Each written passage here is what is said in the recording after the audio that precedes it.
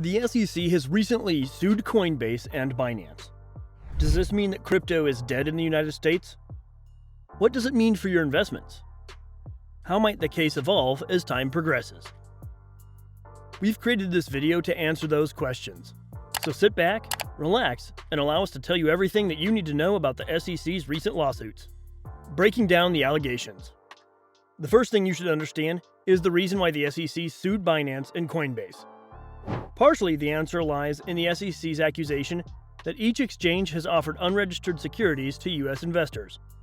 The complaints specifically name Solana, Cosmos, Chills, Dash, Cody, Cardano, Filecoin, The Sandbox, Polygon, Matic, and several other currencies. In other words, the SEC is asserting that all of these cryptocurrencies are actually security offerings, which should have been registered with the SEC prior to being made available to the public. They allege that each of these coins passes the so-called Howey test, which is a landmark court case from 1946 that set the standard for what is and isn't a security. The significance of this allegation lies in the fact that cryptocurrency has historically existed independently from government oversight. If the SEC's lawsuits prove successful and the U.S. legal system classifies cryptocurrency tokens as securities, it could render certain types of projects unfeasible in the United States in the future, potentially radically altering the trajectory of this industry. How the cases may progress. This represents a crucial moment for the crypto industry. If Binance and Coinbase can win their cases, it could usher in a new era of institutional investors who may have been holding back until the crypto industry had more legal clarity. This makes understanding potential outcomes extremely important. Naturally, no one can predict the future with certainty. However, we do have some understanding of how legal cases operate, which can shape our perspectives moving forward. For example, lawsuits like this can last several years or more.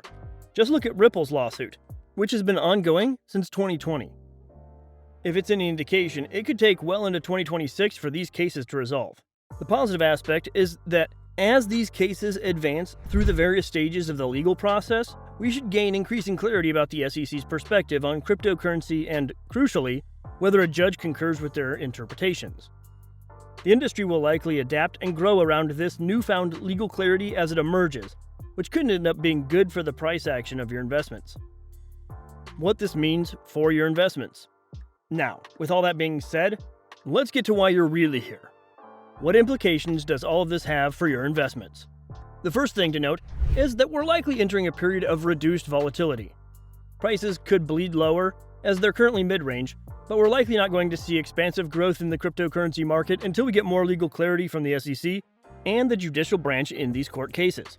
The plain truth is that major investors might hesitate to risk their capital in crypto until they're certain of its safety. However, we don't necessarily have to wait for the resolution of these cases to gain clarity or to enter a new bull market.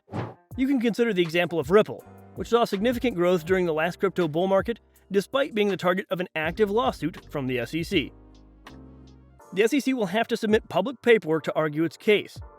These arguments, and the court's acceptance or rejection of them, will provide insights into the potential direction of the cases.